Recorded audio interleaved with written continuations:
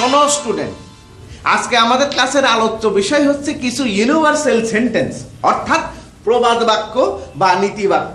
আজকাল তো নীতির কথা তোমরা কেউ শুনতেই চাও না। নীতি না থাকলে কি হয়?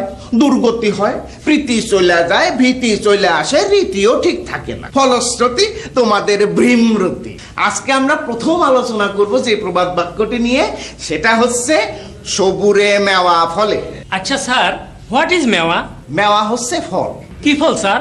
ফল অনেক রকম আছে, পরীক্ষার ফল, সুফল, কুফল, সফল, বিফল, আবার অমৃতের ফলও আছে, বিষ ফলও আছে। কিছু ফল গাছে ধরে, কিছু ফল হাতে গড়ে। আজকে আমরা হাতে গড়া ফল নিয়ে আলোচনা করব, অর্থাৎ ধৈর্য ধরলে ফল আসবেই। কিন্তু স্যার, কথাটা ঠিক না, আমি আপনার সাথে একমত হতে পারলাম না। একমত হবে কি করে?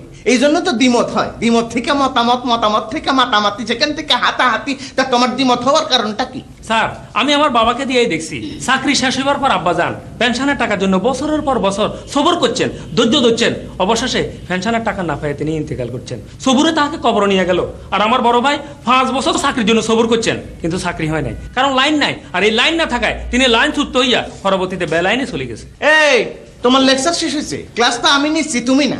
ইচ্ছা থাকলে ভালো কাজ করা যায়। Where there is a will there is a way. ইচ্ছা থাকলে উপায় হয়। তোমার যদি সদ ইচ্ছা থাকে ভালো হওয়ার, ভালো থাকার, ভালো করার, তাহলে উপায় বাইর হবে। বুঝছো? কি বুঝছো? বুঝি নাই, কিছুই বুঝি নাই। কারণ এই প্রবাদ আর আপনার এই যুক্তি আজকালকার বাজারে অচল। কেন কেন? তোমার আবার না বুঝার কি হইল? কারণ জোর যার মুল্লুক তার, জোর না থাকলে উপায় নাই। এই, তুমি কোন জোরের কথা বলতেছো? বিভিন্ন ধরনের জোর আছে, টাকার জোর, গায়ের জোর, মামার জোর, ফোনের জোর, আরো মেলা জোর আছে। এই রকম জোর থাকলে বিভিন্ন ইচ্ছাই বাস্তবায়ন করা যায়। গবেট, মাথাটা একদম গেছে। এই, কার সাথে মিশো? কোন দল করো? যখন যে দলে সুবিধা। তোমার ফিউচার তো একেবারেই ডার্ক। মেজাজটা খারাপ করে দিলা। পার্টি করতে করতে কথার মধ্যে বক্তৃতা টেন্ডেন্সি ঢুকে গেছে। আল্লাহ জানে ফিউচারে তুমি কি হবা।